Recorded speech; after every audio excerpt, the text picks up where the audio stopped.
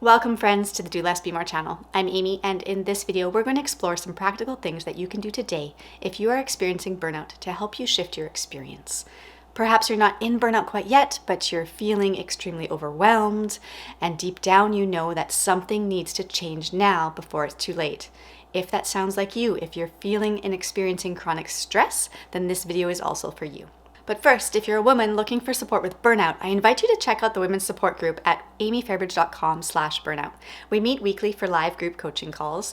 It's a super affordable, community-driven way to feel supported by like-minded women in times of burnout. All right, so let's dive into 5 things that you can do this week to help you combat burnout. The reason that I wanted to offer this video is because it can feel impossible to decide on what to do in order to get out of burnout when you're burnt out. Your brain is fried, you have decision fatigue, you can't sleep, you're beyond exhausted, and you're waffling between the extremes of utter apathy and overt cynicism. So if you can relate to this, then it's time for you to do these 5 things. And if you can't decide which to do first, then just go in order. Make it easy on yourself by taking this list of 5 things that I promise will help you begin the process of burnout recovery, and just take them off one by one. So let's dive in. Number 1, prioritize you time. Block it out, schedule it, commit to you first and foremost.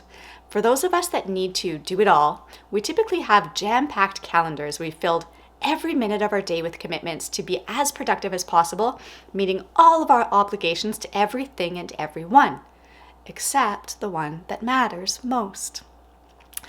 If you're someone with a crazy full schedule who wants to make the most of their time, I want you to take a moment and just look at your calendar. Where in your calendar have you blocked off time for just you?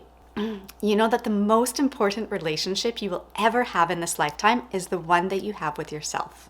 And if you aren't prioritizing that relationship, if you aren't putting on your own oxygen mask first on a regular basis, how well are you actually showing up in every other relationship that you're so busy running around for? So it's time to start prioritizing what matters most.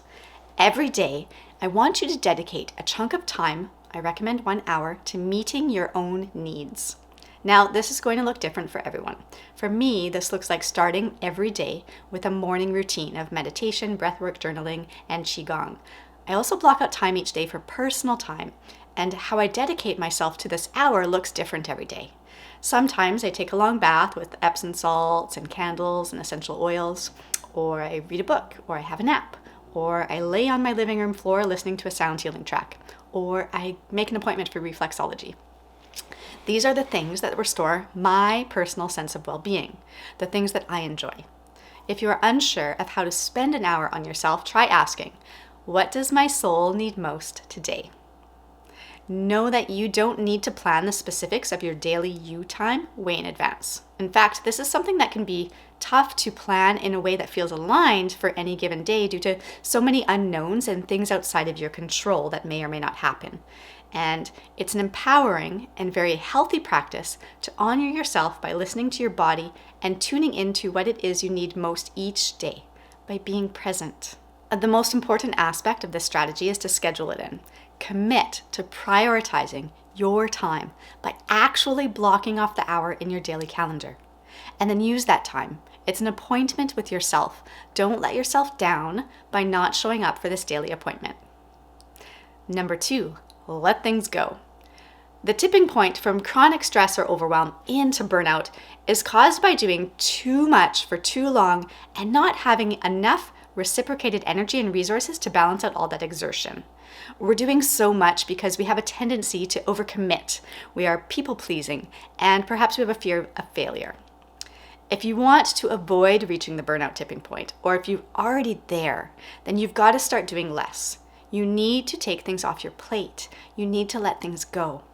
I want you to take a look at this week's calendar and determine what can wait, or what can be dropped entirely, and delete those things from your calendar, or give them to somebody else to do, okay? Delegation is super important when we're burnt out. By canceling, postponing, or delegating commitments, you're also alleviating the pressure of expectation that you've put on yourself. Often this is very unrealistic expectation. Letting things go creates more space. but it is imperative that you do not fill the space up with more things to do. The space created by letting things go is your breathing room, and whether you are on the verge of burnout or you're in the thick of it, you need this space to rest, to do nothing. So let it go. Number 3, hug a tree. Oh, the power and wisdom of our fellow trees, right? So Mother Nature, she knows. She's wise, steady, resilient, strong, and such a giver. So go receive from her. Go hug her. Be one of those crazy people that hugs trees. I recently had an experience where I was trying to get to the forest for 2 weeks to no avail. Plans got canceled, emergencies happened, miscommunication, timing, weather. It felt like Mission Impossible just getting to the forest. And so the day that I finally made it there, I entered the forest, walked straight off the trail into the bush, and wrapped my arms around the biggest tree I could find. And oh man, the release, like instant tears of relief. I stood there and cried and laughed and sighed and shared all my stress and worries with that tree. She didn't interrupt me with unsolicited advice or a Me Too story. She just held space. And I could feel her energy comforting me, grounding me. Forest bathing is one of the best things you can do for your nervous system. So don't walk, run to the forest and hug a tree. Number 4, sun salutations. So yoga is a practice of mindfulness and breathwork and presence and exercise and meditation all wrapped into one. The beauty of yoga is it's great for any and every body. There's so many types of yoga to choose from, and you can do it from the comfort of your own home. If you're new to yoga, I recommend checking out Yoga with Adriene or Yoga with Cassandra on YouTube. Start with just 20 minutes of yin or hatha practice and see how that feels in your body. Being present, connecting with our breath, mindfully moving our bodies, these are things we tend to forget to do in all the crazy busyness of life. I don't know about you, but I'm a breath holder. I'm often catching myself holding my breath or not breathing, especially when I'm concentrating on something or in extreme times of stress. And it's rare that I'm taking deep, full, expansive breaths into my belly. When I'm on my mat, though, that's when I am consciously breathing full, life-giving breaths, which is a blessing for my nervous system, and especially in times of emotional and mental distress. Practicing yoga is something that has been my saving grace time and again, so I highly recommend it if you're going through extreme exhaustion. Number 5, ask for help. Ugh, this one is tough to do, I know, but burnout tends to happen to high achievers, go-getters, helpers, and givers, the ones who can do it all, the reliable, dependable, efficient, powerhouse ones that everyone else typically goes to for help. But sometimes, even the helper needs support, so speak up. Be real about your bandwidth right now with your family, your work, and your friends. Set clear boundaries and receive the help that they offer graciously. I know you're such a good helper, but it's now time to get some help back. If asking for and receiving help is especially challenging, try shifting your perspective. When you ask for help, you're gifting an opportunity to others to be of service. Everyone loves helping, but if you're the superhero in your relationship, it's likely the people around you struggle with knowing how exactly to help you. Giving them this opportunity will demonstrate trust and safety in those relationships, and it will remind everyone, including yourself, that you're human too. So to recap, prioritize your time, let things go, hug a tree, sun salutations, and ask for help.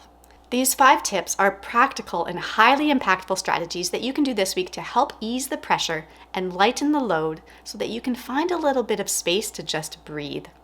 Unraveling out of burnout is a process. It takes time to heal, and you didn't get here overnight, so you can't expect to be cured from burnout just like that.